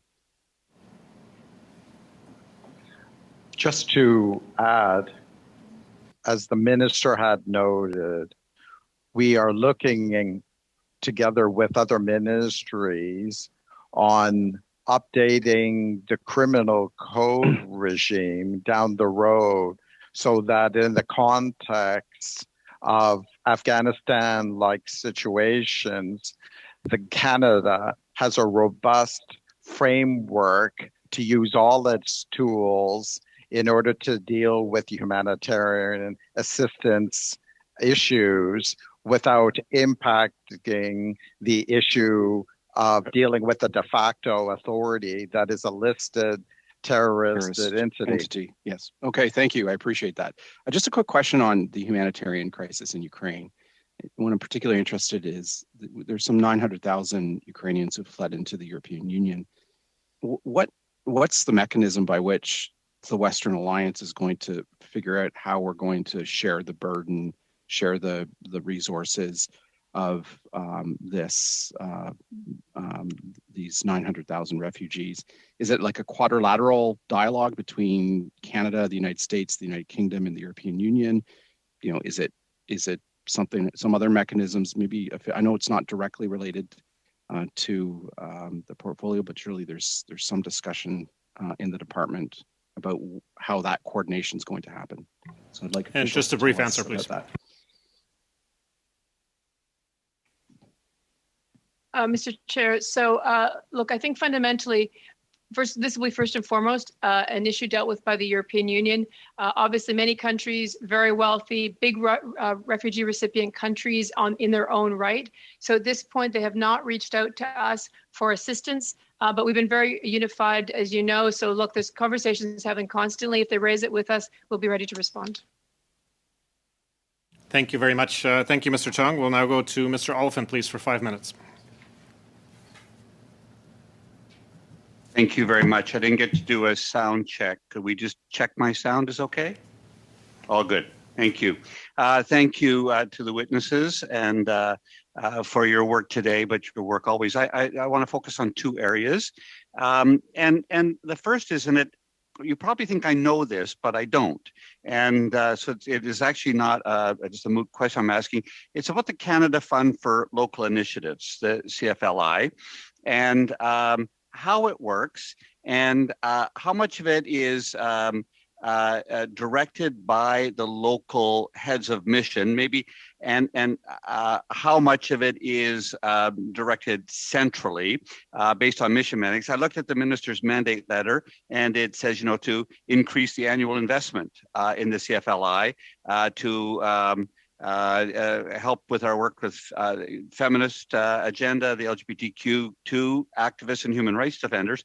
Can you explain a little bit about that for me? And what we as parliamentarians can do, because I think it's a good fund. Is there something we can do to help you get more money? Thank you, Mr. Chair, for that question. I'll just start by saying that the overall amount of funding to the Canadian Fund for Local Initiatives is $26.9 million this year. To answer your question, that is, it is allocated at headquarters per mission, but heads of mission or ambassadors control how it is spent locally. And there are 71 missions around the world that are accredited to 135 countries that receive assistance. The projects range in size. They're generally small. They're generally 1 year long. They're generally average contribution is about $30,000, and they're really meant for an ambassador, an embassy, a head of mission, to try and respond to local needs, to issues that are perhaps not given sufficient attention. They are often human rights issues, women's rights issues, LGBTQI, as you mentioned, gender equality, democracy, peace, and security. And so I can say that the ministers are working on a proposal with respect to the mandate letter commitment. And I would say and I think all of us on this call have managed such funds. They're an excellent tool. They not only provide support to organizations that are sometimes in issues that are sometimes struggling, they also bring a lot of credit to Canada. So anything the parliamentarians could do would be helpful. We just might flag that for some future look at, so that we could add a voice to that. The second area I want to raise is, and it's not also well known, is the International Development Research Centre, IDRC, which the Government of Canada funds. I'm assuming that comes from the development fund, but I'm not exactly sure. I see the reports regularly, particularly on education and women and girls, but a number of broad issues that they work on. And I'm just wondering if that is within the mandate of the minister, and if there is support that we should be providing to it as well, because I think that getting research before we do things is always a good thing, and to have evidence-based decision-making. So anybody can talk about the IDRC? I will start and perhaps ask any colleague who may want to add. So the IDRC's total budget is 203 million. About 145, 150 that's allocated through Parliament. It does report through the Minister of International Development. It's a very impressive and innovative organization. Has pioneered research around the world, led to lots of impressive development gains, and has also over the last number of years increased its funding base and its research impact well beyond its parliamentary allocation. So is present throughout the world and has lots of interesting and really impressive partnerships. Thank you, Mr. Chair. Thank you. And I just, again, might flag it for our committee that I would like to get a little bit more on it at some point, because it's a sizable amount of money, but it's also one of the most innovative organizations I've seen doing development work around the world in terms of research. So thank you very much. Thank you very much, Mr. Oliphant, and thank you to our officials. We will now go to Ms. Wagenthal. Welcome to the committee, and the floor is yours for 5 minutes. Please go ahead. Thank you, sir. Actually, I believe Mr. Genuis is back, and he will be resuming his role. Perfect. Mr. Genuis, over to you. Thank you very much, and I apologize if there's some background noise here. Could I just start by asking about specifically the government's position on S216, the direction and control file, and any work that's being done at the public service level to review issues around direction and control? Primarily the remit of the Minister of Finance, but I'll just ask my colleague Caroline Leclerc to make a couple of remarks. Oui, merci, Monsieur le Président. Yes, thank you, Chair. So, as a matter of fact, our Canadian partners who work in the international field have communicated to us their issues regarding the concerns of the Income Tax Act, and these are also clearly expressed in the context of the advisory committee that Revenue Canada has set up regarding charitable organizations. There's a working group specifically on management and control, and the Department of Finance has approached us to share with them concerns that our partners have raised with us.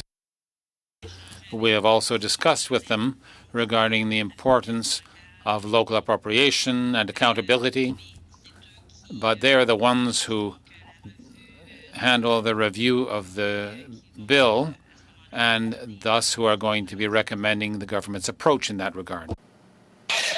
My understanding is that advisory group has already recommended reforms to the direction and control process along the lines of Senator Omitvar's Bill S216, but that there has yet to be action on that. Is that correct, that recommendation's already been given? And could you clarify for me which minister is responsible for this? Donc, Monsieur le Président.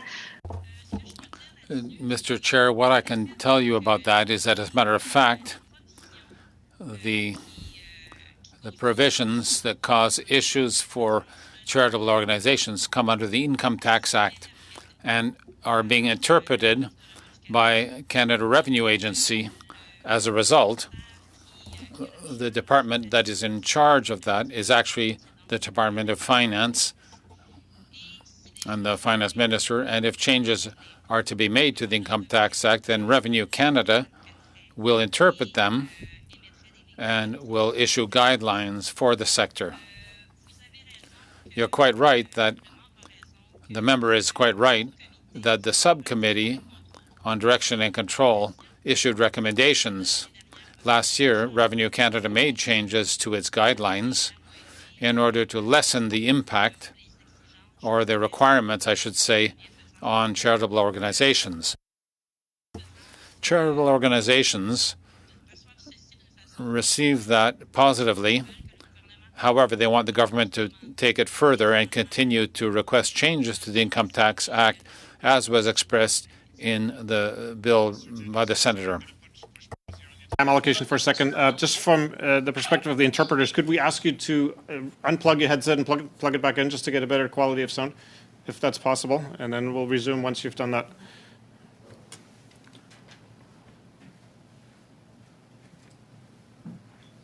Mr. Chair, I just unplugged and replugged. How are we doing? Let's just hear from the interpreters if that's better now.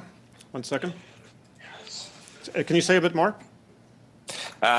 Yes. Well, I can just start asking my question and we can... We're getting a thumbs up. You're good to go. I'm going to resume your time. Thanks, Mr. Genuis. Okay. Thank you, Mr. Chair. And just maybe this is as much of a comment as a question, but I think you can appreciate my frustration as a member of Parliament really trying to speak to the government about the concerns I'm hearing on direction and control, and then getting told at a previous committee that the Minister for International Development was in dialogue with ministers about it. Then when I raise a question in question period, the Minister for Revenue stands up when I guess it should have been the Minister for Finance who stood up, but the Minister for Revenue wasn't plugged in on the issue. I mean, this is an issue that clearly is top of mind for international development stakeholders, which is why you are aware of it and why it's something that I've brought up as the Shadow Minister for International Development. But it speaks to this broader issue of who's in charge, right? I mean, if charities are going to get a solution here, then they need to know, and I need to know as a member of Parliament who we should be talking to. And it just seems like passing the buck when it's a simple fix that has the support of the sector and the unanimous support of the Senate. So anyways, okay. Just in the 30 seconds I have left, what are additional measures in the context specifically of Ukraine that are being contemplated, and can we expect further announcements of additional assistance in the next sort of week to 10 days? Just very quickly on the humanitarian assistance side, we've just announced $100 million on Monday, so I do not expect anything on that front in the immediate future. Mr. Genuis, thank you very much. Thank you to the officials. We'll now go to Mr. Sarai, please, for 5 minutes. Thank you, Chair. Canada's committed over $5.3 billion over 5 years for international climate finance. Minister's mandate letter instructs the Minister to work with Minister of Environment and Climate Change to mobilize and provide climate finance in order to support developing countries' adaptation, mitigation, and resilience, including support for small island states at particular risk of climate-related emergencies. What impact is climate change having on international development goals and international peace and security? Thank you, Mr. Chair. I'll first just talk about the last. We've just, as was noted, the government has committed a $5.3 billion climate finance package over 5 years. But I'll just review what was the results that were achieved over the previous 5 years. Briefly, over 222 megatons of greenhouse gas emissions reduced or avoided, 5.9 million with increased resilience to the effects of climate change. Over the next 5 years, with twice as much money as we had in the previous 5 years, we will be working in, just let me find my exact notes here. We'll be supporting developing countries. About 40% of the portfolio will be on adaptation, the remainder on mitigation. There's 4 thematic areas that we're going to focus on: clean energy transition and coal phase-out, climate-smart agriculture and food systems, nature-based solutions and biodiversity, and climate governance. And then within that, we have some targets which get at some of the issues that you just raised. So as I said, 40% towards adaptation, 80% of our projects will integrate gender equality, and 20% will be focused on nature-based solutions and have co-benefits for biodiversity outcomes. 40% of our funding is grants, so that a lot of that will go to support the adaptation work, and the remaining money is what we call unconditionally repayable contributions or concessional loans. And so all to say is we expect to continue to avoid greenhouse gases. Adaptation projects will not only help people affected by climate change adapt. It will we'll have a real impact on peace and security by reducing some of the climate-induced contributions to conflict prevention. Thank you. You touched on it a bit. How does Canada's climate finance commitment align with feminist international assistance policy? Thank you, Mr. Chair. Certainly consistent with the international assistance policy, which puts gender equality at its heart. Climate finance is no exception, and 80% of our projects will integrate gender equality in them. Thank you. Thank you. And then what funding envelopes and mechanisms are being used to deliver this commitment, and who is eligible to receive and implement funding? So there's a range of partners that we have worked with and we will work with. Some of the big ones you would recognize would be the development banks, so the African Development Bank, the Asian Development Bank, the Green Climate Fund, the World Bank. But we also work with smaller organizations, particularly intermediary organizations, those are, I would say, on mitigation, trying to mitigate climate change, we tend to work with larger organizations, and on adaptations, we tend to work with smaller, more local organizations. And so that's where we're headed over the next 5 years. And when it comes to international aid year over year, how has Canada funded international aid in the last, say, 5 years, 6 years, 7 years? So the government has increased. It has a commitment, of course, as Minister said earlier, to increase international assistance every year until 2030. Since 2018, at least, as from memory, the government has increased its international assistance every year, budget after budget, and the government's commitment is to continue to do that until 2030. What tools does Canada have to support countries experiencing democratic crisis and transitions along with global affairs? Okay. And just a brief answer, please. Okay. Last year, we spent about $156 million to support countries and organizations working towards democratic transition and change. And both Minister Sajjan and Minister Joly are tasked to set up a Canadian Centre for Democracy and good governance support. Thank you. Merci beaucoup, Monsieur Sarraille. Merci. Thank you very much, Mr. Sarraille. And to the officials, and Mr. Bergeron, 2.5 minutes for you. Thank you, Chair. I would like to return to the situation in Afghanistan, the situation in Ukraine. As we very well know, a portion of the assistance that can be provided by Canada is humanitarian assistance.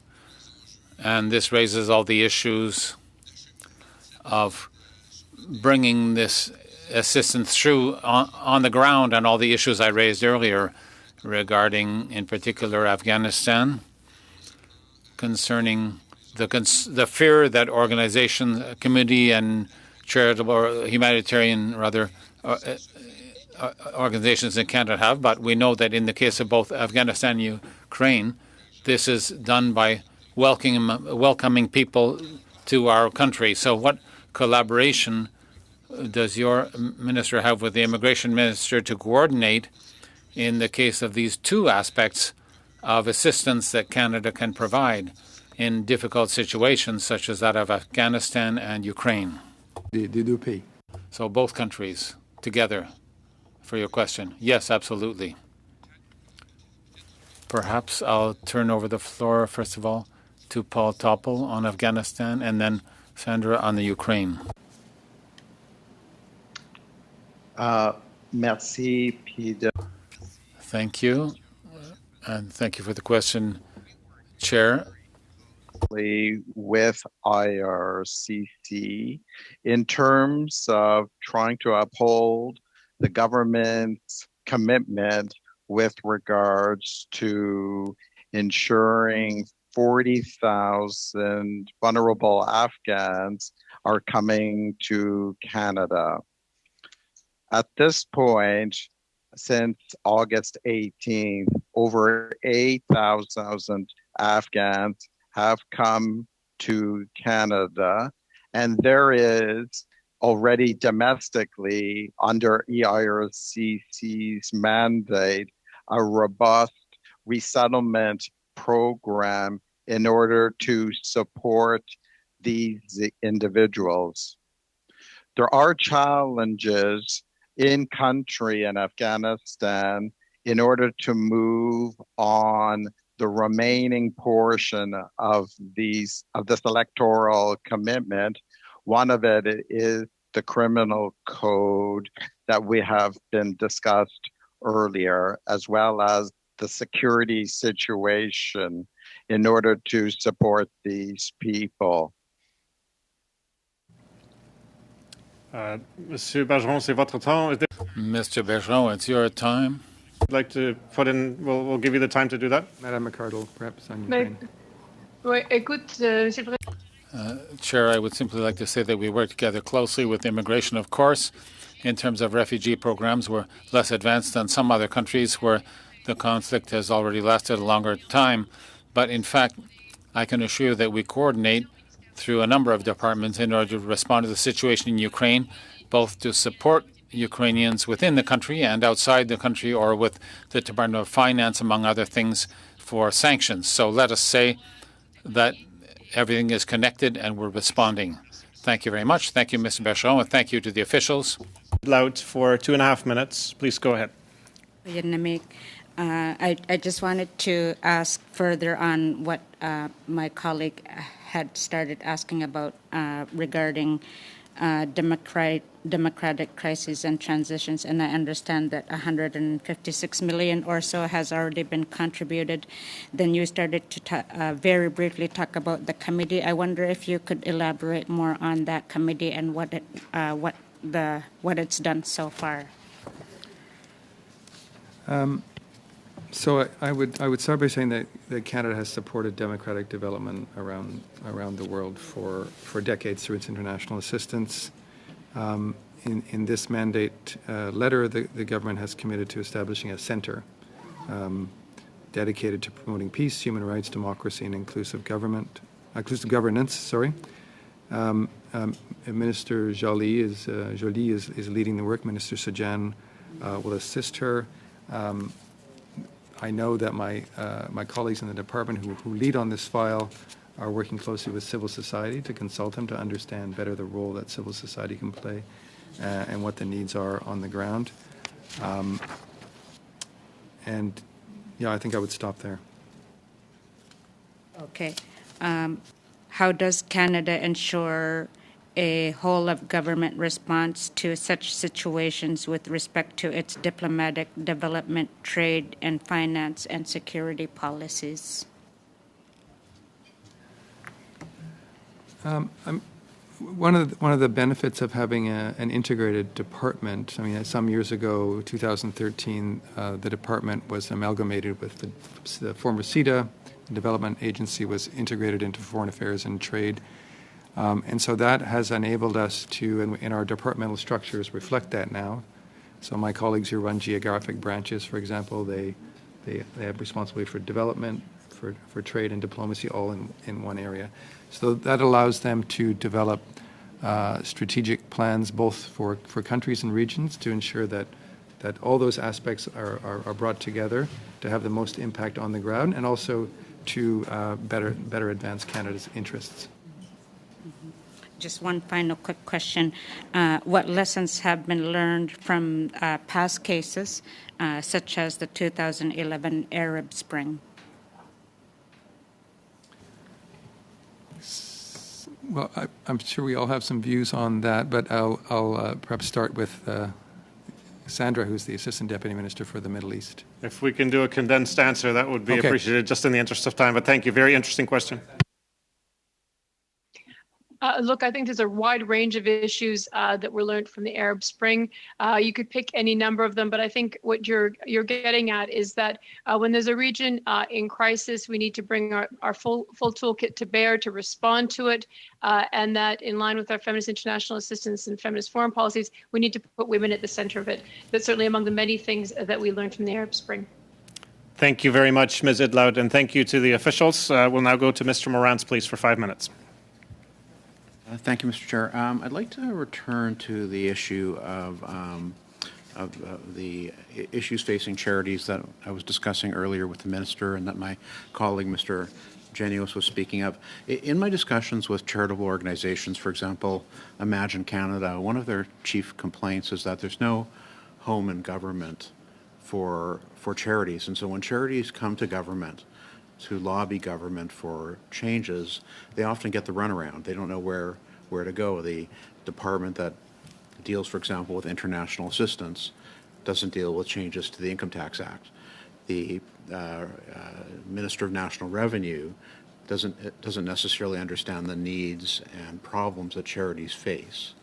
So the suggestion of having a home in government, for example, having charities embedded within a ministerial portfolio has been raised with me directly by charities. And I'm wondering if there's been any thought within government as to a concept like that, so that there's a ministry where charities can go to say, these are our issues, these are our concerns, these are our problems.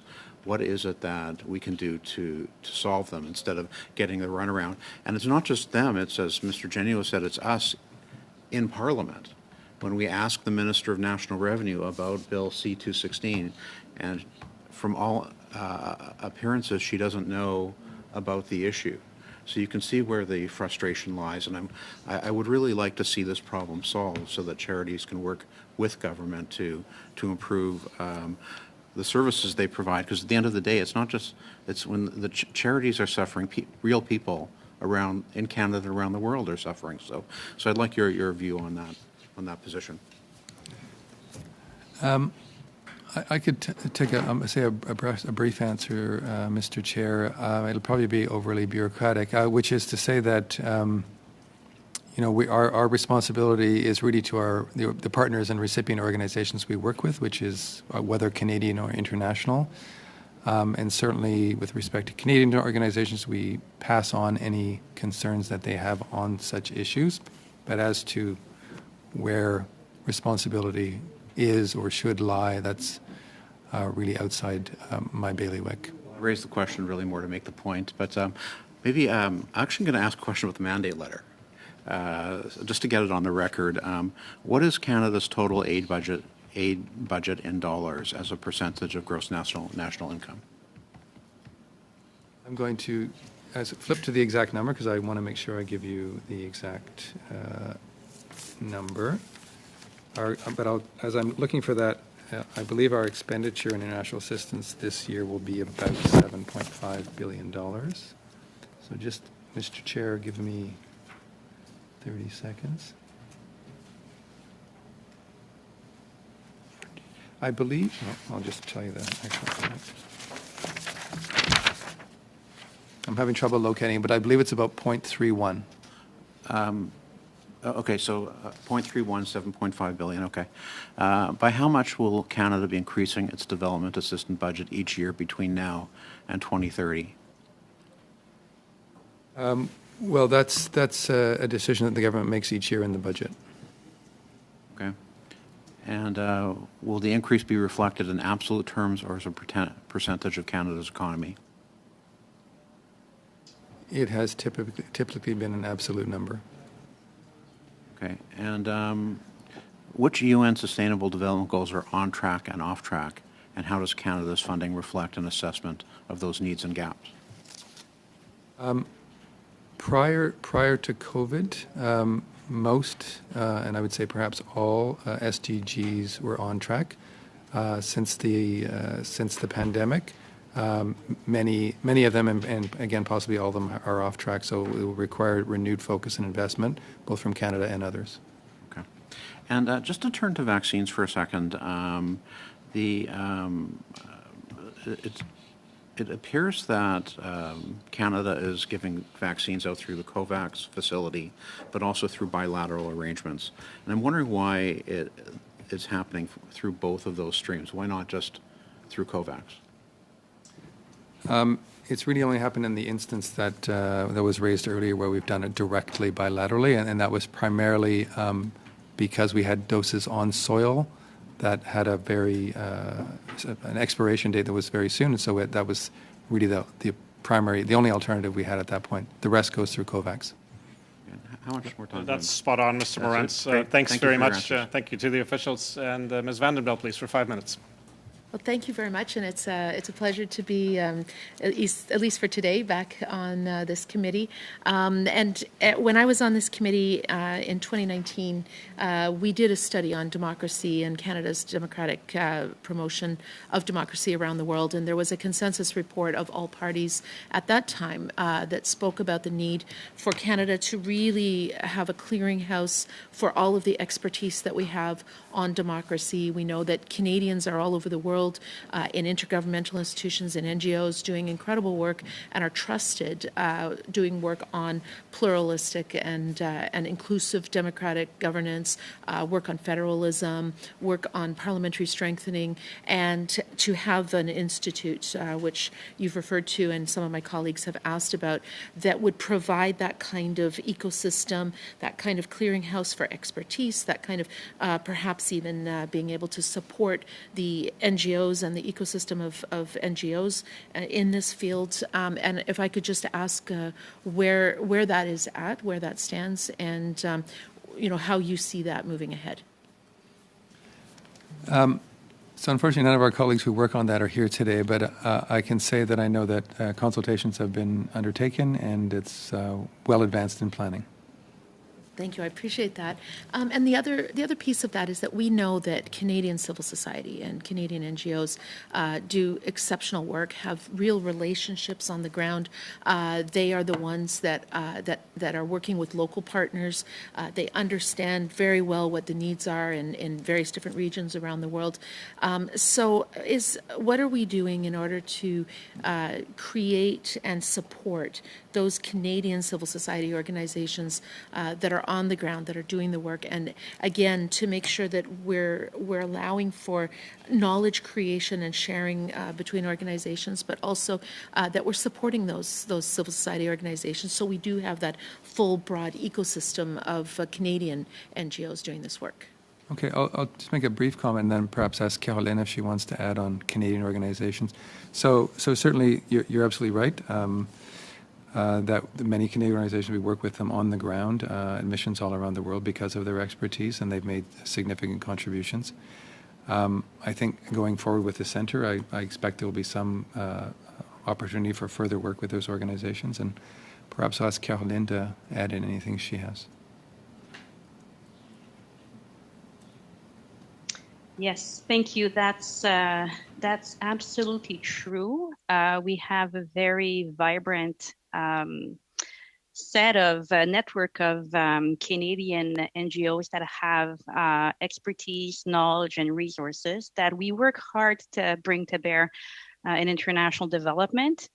The best way for us to help support them is through their networks. I believe the member knows very well Cooperation Canada. And there's also a set of regional and provincial networks that bring NGOs together and that do a lot of knowledge exchange and capacity building. And we do contribute to these networks and work through them to support Canadian NGOs and ensure that there is knowledge exchange, not only amongst them, but frankly, between them and us. And this work also happens in the field. Our missions will often bring their partners that are on the ground together to actually exchange about what they're hearing, what they're seeing, what the needs are, and extract lessons learned from that. So it's an ongoing process of knowledge exchange. And Canada has really looked at different innovative ways in which to fund local organizations in the Global South. I'm thinking about the Equality Fund, some of the work that's being done under FIAP, the Feminist International Assistance Policy, to make sure that it is not just us going into another country and saying this is how to do it, but really building on the local knowledge and supporting those local, smaller NGOs in the Global South to be able to empower them. Can you talk a little bit about those innovations, and particularly the Equality Fund? And just a brief answer, please, in the interest of time. Carol Lynn was a key architect, so I'll ask her. Yes, thank you, Mr. President. I hear you. It's hard for me to be brief when talking about the Equality Fund, but certainly it's an important innovative platform in and of itself that brings together different sources of finance from private sector, government, and NGOs to create a sustainable source of funds for women organizations on the ground. And the Equality Fund has supported to date, I think, 100 small women organizations with untied money, like direct grants, to help advance their issues. And we have a range of other programs that are similar, Women Voice and Leadership, and for example, a project with Equitas on LGBTQ2I rights.